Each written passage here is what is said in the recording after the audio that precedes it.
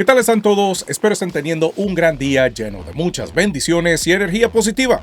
Yo soy Emil Klein y empezamos con el monólogo. Miren, chicuelos, esto de la minería ha despertado muchas interrogantes y me ha hecho dejar volar la imaginación. Digamos que es imaginación para no hacer llorar al cachimbo de focas recalcitrantes.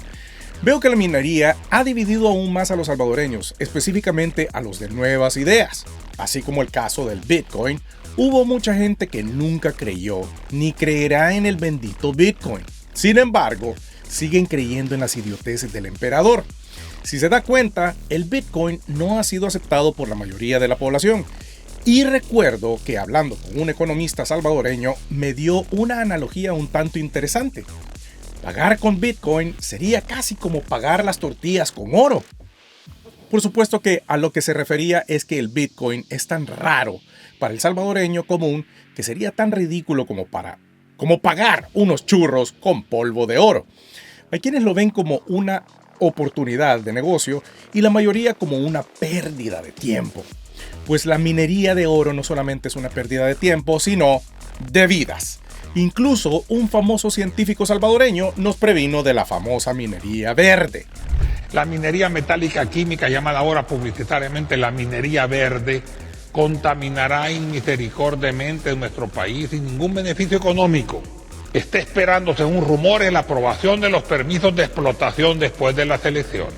Prácticamente elimina los mantos acuíferos y ríos subterráneos de la zona geográfica de explotación minera. Pero el bachiller dice que la verdadera creencia de su papá era distinta, ya que él había hablado con su padre 4 horas diarias por los últimos 30 años. Alguien me dice, presidente, pero usted debería hacerle caso a su papá porque su papá dijo que la minería era mala. Digo, miren, señores, ustedes ponen un video de 50 segundos de mi papá. Créanme, yo hablé 4 horas diarias durante 30 años. Que alguien me busque la respuesta de Nayib con respecto a lo que dijo su papá sobre la reelección, por favor. Cada día hay más personas que se están dando cuenta que Nayib Bukele les dio el peor de los bajes de sus vidas. Miren, un caso muy raro, rarísimo, es cuando la prensa sacó que Nayib Bukele había pactado con las maras. Miren, en lo particular, he tratado de darle vueltas de 1000 maneras a ese caso, a esas acusaciones, y creo que la mayoría de personas comparten este sentimiento. Se veía como que la prensa solamente trataba de desprestigiar a Bukele para que la gente ya no votara por él y que regresara la oposición y el cachimbo de viejos ladrones al poder. Pues dándole vuelta a todo, me encontré con una teoría muy posible. Tras su expulsión del FMLN en octubre del 2017, Bukele llamó a sus seguidores a abstenerse de votar o anular su voto en las elecciones legislativas y municipales del 2018 como una forma de protesta contra los partidos tradicionales. Este llamado tuvo un impacto notable, ya que en esos comicios el FMLN sufrió una de las peores derrotas electorales, perdiendo 6 escaños en la Asamblea Legislativa y 16 municipios. En las elecciones legislativas de El Salvador, celebradas el 4 de marzo del 2018, se eligieron 84 diputados para la Asamblea Legislativa. La distribución de escaños por partido político fue la siguiente. Alianza Republicana Nacionalista, 37 diputados. Frente Farabundo Martí para la Liberación Nacional, 23 diputados. Gana, 10 diputados. PCN, 9 diputados. Partido Demócrata Cristiano, 3 diputados. Cambio Democrático, 1 diputado. Independiente, 1 diputado. Esta composición reflejó una mayoría relativa de Arena en la Asamblea Legislativa para el periodo 2018-2021. Y aquí viene el juego de los números. El propósito de Nayib Bukele era deshacerse de los diputados del FMLN, al menos los más que se pudieran.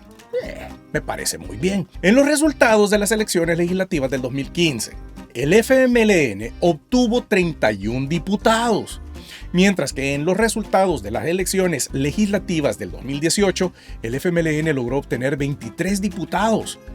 Eso significa que el FMLN perdió 8 escaños en la Asamblea Legislativa en comparación con las elecciones del 2015. Esta derrota marcó un debilitamiento político significativo para el partido, que hasta ese momento había sido una de las fuerzas políticas predominantes en el país. La pérdida de escaños del FMLN en las elecciones legislativas del 2018 benefició principalmente a Arena, que consolidó su posición como la mayor fuerza política en la Asamblea Legislativa. Resultados de las elecciones legislativas del 2015 nos dicen que Arena tenía 35 diputados, mientras que los resultados de las elecciones legislativas del 2018, Arena obtuvo 37 diputados. Esto significa que Arena ganó 2 escaños adicionales en 2018 en comparación con las elecciones del 2015. Aunque el aumento de escaños no fue masivo, Arena aprovechó la debilitación del FMLN para mantener el liderazgo en el Congreso y fortalecer su posición como principal oposición al gobierno del FMLN en ese momento. Además, otros partidos como Gana y PCN también se beneficiaron del debilitamiento del FMLN, logrando aumentar su representación en la Asamblea Legislativa. Pero hay cosas que no me quedan muy claras. Por ejemplo, el propósito de pedirle a la población anular el voto. Cualquiera podría decir que mientras la población anulaba el voto afectaría en gran manera a Arena y FMLN, que eran los más grandes. Sin embargo, benefició a Arena y a el PCN. Estamos hablando de los 2 partidos más corruptos y podridos en la historia de El Salvador. Nayib Bukele era popular a nivel de San Salvador, pero no tenía la suficiente popularidad como para influir en gran manera las elecciones a nivel nacional. A menos que... Bueno, empezaremos por ver cómo quedaron los escaños. Los departamentos que se vieron más afectados en las elecciones legislativas del 2018 en comparación con 2015 fueron San Salvador. El FMLN perdió 4 diputados, siendo el departamento más afectado por la pérdida de escaños. El PCN ganó 2 diputados, mientras que Arena mantuvo su número de diputados. En San Miguel, el FMLN perdió 2 diputados. Arena ganó 1 diputado y el PCN también ganó 1 diputado. En Santa Ana, el FMLN perdió 2 diputados. El PCN ganó 1 diputado, mientras que Arena no experimentó cambios. En Sonsonate, el FMLN perdió 2 diputados. El PCN, ¿qué cree? Ganó 1 diputado sin cambios para Arena. En La Libertad, el FMLN perdió 2 diputados. El PCN ganó 1 diputado y Arena mantuvo su número de diputados. Y aquí le voy a dar unas observaciones. El FMLN sufrió pérdidas significativas de escaños en varios departamentos, especialmente en San Salvador y otros con importante representación legislativa. El PCN fue el principal beneficiado de estas pérdidas, ganando escaños en todos los departamentos destacados. Arena experimentó pequeñas ganancias en algunos departamentos, pero principalmente mantuvo su representación. Ahora bien, mientras se le ha dado persecución a varios expolíticos del FMLN como a Sigfrido Reyes, Mauricio Funes, Salvador Sánchez Serén, Carlos Cáceres, Violeta Mengíbar, Hugo Flores, Erlinda Handal, en Arena están Norman Quijano, Ernesto Mason, Alfredo Cristiani, Elías Antonio Saca.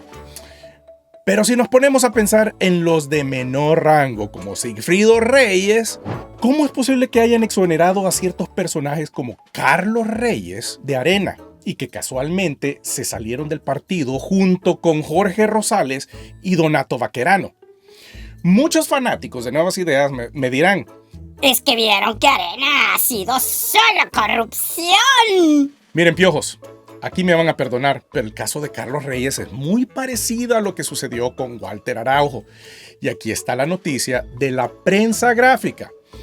Carlos Reyes, exdiputado de Arena y jefe de fracción de ese partido entre 2018 y 2021, fue exonerado por la Corte Suprema de Justicia de enriquecimiento ilícito.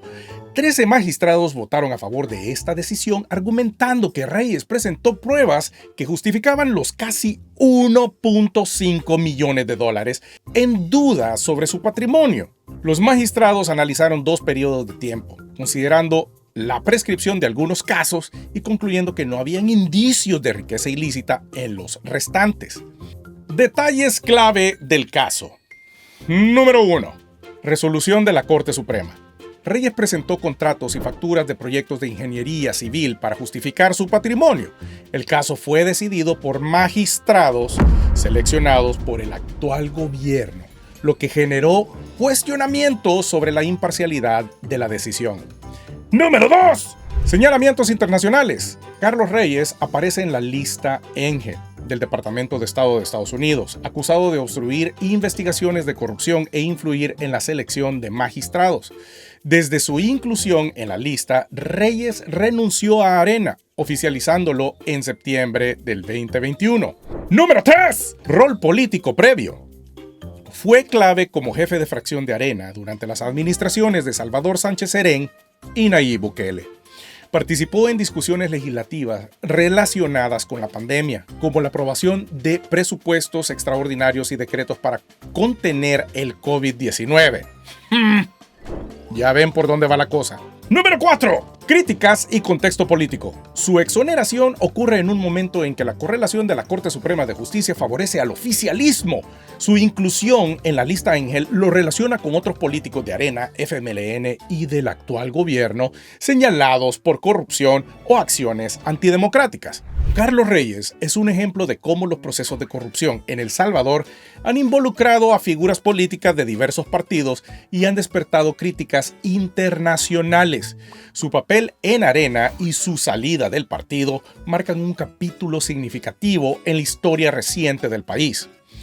Ahora bien, si somos mal pensados, podríamos decir que la estrategia de tener más gente de Arena y PCN fue simplemente para ayudarle a Bukele a despotricar al FMLN. Se ve que han habido favores de por medio y no es de sorprendernos que ciertos ex legisladores del PCN se presenten a programitas de YouTube a hablar muy bien del gobierno. Usted sabe. Urge que la gente despierte y analice la información para no cometer errores más graves. Se ha hablado mucho del supuesto pacto entre Bukele y las pandillas. ¿Será que al pedirle a la población que anularan el voto, había otra parte de la población votando por el PCN y Arena? Es decir, no es un secreto que políticos de antaño se dedicaron a usar a las pandillas para alterar las elecciones.